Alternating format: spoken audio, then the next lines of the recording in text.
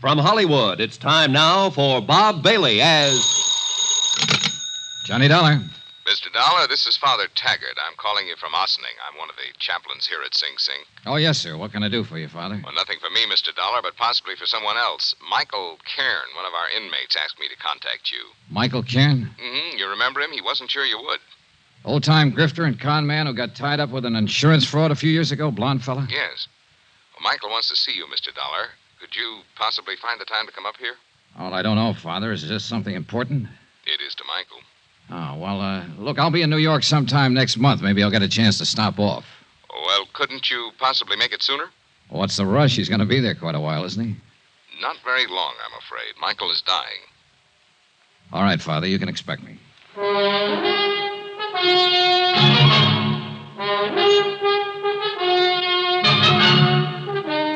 Welcome to Johnny Dollar. Beginning tonight and every weekday night, Bob Bailey in the transcribed adventures of the man with the action-packed expense account. America's fabulous freelance insurance investigator. Yours truly, Johnny Dollar.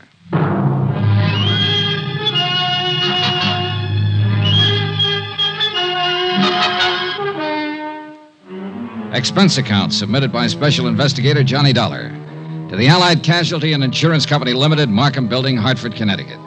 Attention, Ed Barth, Controller's Office. This is an accounting of expenditures during my investigation of the McCormack matter.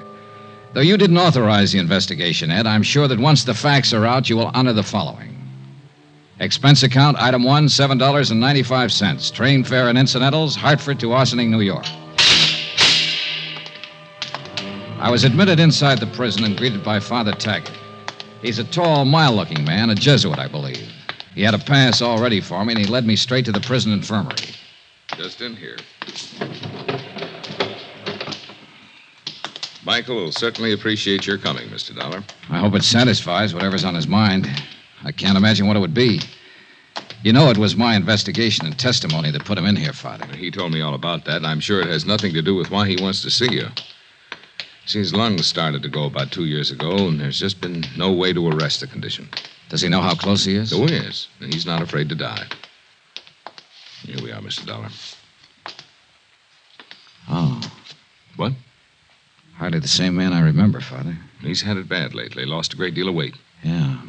Asleep? Yes. Michael. Michael. Oh, hi, Father. I brought someone to see you. What'd he say? Hiya, Mike. Oh, thanks for coming. Thanks, Johnny. Thank Father Taggart here. He's an all right guy, Johnny. He's just like you. I always said you were the best insurance cop. Here, what's all this? I'm kicking out, Johnny. Didn't you tell him, Father? He told me, Mike. Guess I didn't live right. I'll be back in a little while. Thanks, Father. You take it easy, Mike. A lousy place to die, prison. But I ain't got my choice, thanks to you. Well, it's just that you picked to do a couple of things that the law and some insurance companies didn't agree with, Mike. I don't hold none of that against you. The guy does what he does. I don't know how to tell you this. Maybe I better get the doctor. You shouldn't be talking so much. No, wait. Johnny, look, you know I'm no crybaby. When the doctor gave me the news, I got to thinking. I ain't scared to blow out, you understand? I know, Mike, I know. It's just that I had a wife once, a long time ago when I started out. Oh? Yeah, then I just kind of drifted out of her picture one day. Ain't got a cough drop, baby. Yeah, I guess it wouldn't cure what I got. Anyhow, I got to do something for her before I... Well, Johnny, I lay here and I get myself an idea. Yeah, Mike? Johnny, if there was some real easy money lying around, would you pick it up for me? Depends on how clean it is, Mike, and where it's lying. Yeah, sure. Well, it's clean, all right. You can find that out for yourself. All right. Now listen. Till they moved me down here in the infirmary, I roomed upstairs with Jojo Penny. You know him? No, don't believe I do. And a car thief from the Hay States. He got his sabbatical 3 weeks ago. Paroled. Uh-huh. Well, I've been in the camp with a lot of guys, but Jojo Penny takes the cake. He's got a little old 5-year trick to put in. This Jojo, he does it like a vacation. You know, a real picnic. Every time he gets a chance out in the yard, he's taking sun. So he don't get the color, see? Yeah. Yeah. Well, when they push him in with me, I notice this. And I get to going over it in my head. Yeah. Why does a guy whistle in a cell block, Johnny? Why is he treating it like a rest home? Short term. He's got something outside waiting. That's it, baby. He's got something waiting for him outside. Something that he knows will keep safe. Money. Thought you said this was legitimate, Mike. It is. Now, wait.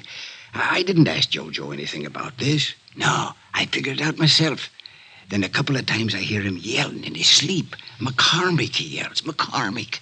Huh? Makes sense now, Johnny? Not yet. The big heist, Johnny, the big heist. A few years ago, a rich guy named McCormack out on Long Island or someplace like that gets turned over for $100,000 worth of jewelry. You remember? Vaguely. Yeah, well, I'm thinking that Jojo Penny was in on it somewhere.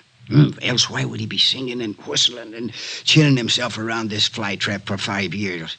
Else why would he be talking about that when he's sleeping? McCormack. Yeah. Maybe you've got something, Mike. I know I got something, Johnny. And you got something, too. Oh, now, Mike, take it easy. Oh, I'm all right. Don't you see? The insurance company must have a reward out. They always do. A reward. Yeah, but Mike, look. I tell you, Jojo is the Ginzo that done the job. Or he knows who did it. So, you look into it. Work on it. Maybe turn up the stuff and get the reward. Good clean coin. Yeah. Yeah. Send half of it to my old lady, will you? You keep the rest yourself. What'd you say? Huh? Will you?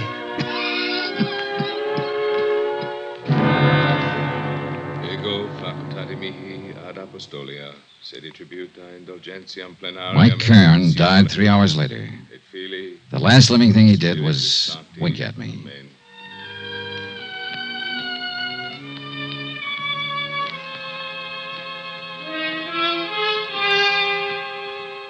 Expense account item 2, $14.20. Train fare and incidentals, Ossining to New York.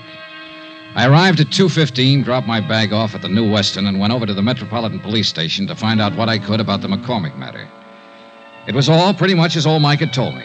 A Julian McCormack living on Long Island had suffered a $100,000 jewelry burglary in 1951. 12 suspects had been arrested and released. The case was marked open and unsolved.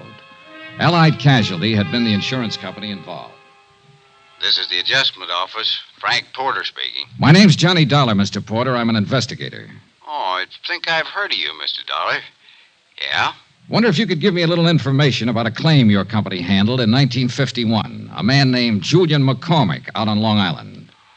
Gee whiz, long time ago. What about the McCormack claim? I might have some information on it. I don't know yet. It's a long chance. I'm at police headquarters, and I notice you investigated for the insurance company. I'd like to talk to you. Yeah, sure, but it's kind of late today. Tomorrow, okay? Well, you can tell me this right now. Is there any reward being offered? Gee whiz, kind of folds my sails. How's that? Well, asking about a reward. You sound like you can make full recovery and want to make sure that you'll be paid for it. Well, I said it was just a long shot. How about the reward? Well, that's pretty standard with us on cases like this. Yeah, I think it's 7,500, something like that. I'm not sure. Where are you staying? New Weston. Well, I'll look it up, get the exact figure, and call you there. How'll that be? Fine, thanks. That'll be fine.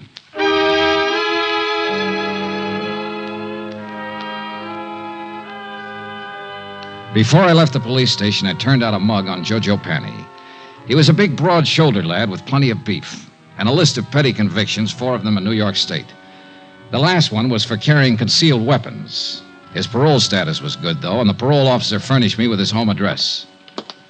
The Allen Hotel, rates day, week, a month, 115th Street.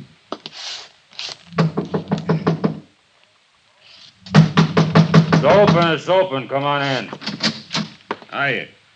Looking for Joe Penny. Yes, sir. That's me. My name's Johnny Dollar. Yeah? I just came down from Ossining. I saw a friend of yours up there, Joe. Who was that? Mike Cairn. How's Mike? Not so good. He died today. It's too bad. He was a nice old coot. Kind of liked him. Said if I ever saw you to say hello. Uh-huh. He didn't give you my address. No, I got it from the parole office. You some kind of cop? No, I work for an insurance company. Oh. Buy you a drink? Sure. Why not?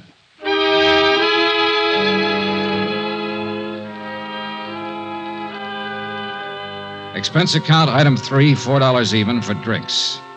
I wanted to look at Jojo Panny and talk to him and figure out how I was going to go about getting information from him. And the more I saw and the more he talked, the more I wondered if whatever he might have said about the McCormack case in his sleep happened to some other McCormack. After all, a man with a long list of petty thieveries is hardly ever involved in a slick, big-time safe-cracking job. That takes another kind of talent, and one I was sure that Jojo didn't have. So I just been taking it easy and looking around. I figure I can get a job pushing a truck or maybe a cab if I'm lucky. Got to get something to do. Parole officers kind of hard-nosed about things like that. Yeah. Drink up. Want one more? Oh, no thanks. Three's my limit. Like to keep in shape. Sure. Say, you got anything to do? Nothing special. Why? Thought I might go out to Long Island later on tonight to say hello to an old friend of mine. If you haven't got anything to do, come on along. You're okay, Bub. Sure, why not? This friend of yours, he's an ex-con, too? No, he never did any time. Just a friend. Want to say hello is all. Oh. Rich fella. His name's Julian McCormack. You're, very big with the hellos around here today, aren't you? Anything wrong, Joe?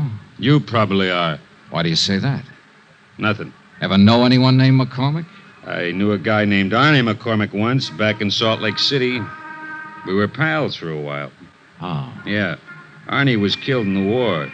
He'd got himself drafted in the infantry. Maybe he's related to my friend Julian McCormack out on Long Island. He wasn't related to anybody, not that bird. I'm leaving. I want to get up early tomorrow. Why not come with me? Thanks for the drinks. He drifted off down the street and left me standing there.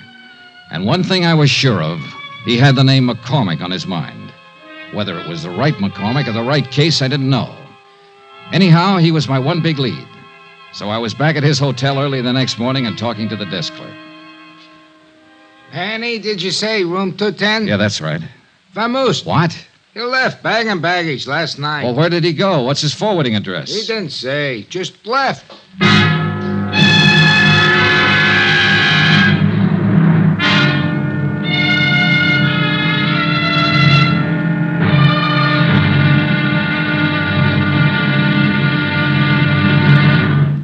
Now, here's our star, Bob Bailey, to tell you about tomorrow's episode. Thanks. Tomorrow, there's living proof that a pretty girl can be just as dangerous as a pretty girl. Join us, won't you? Yours truly, Johnny Dollar.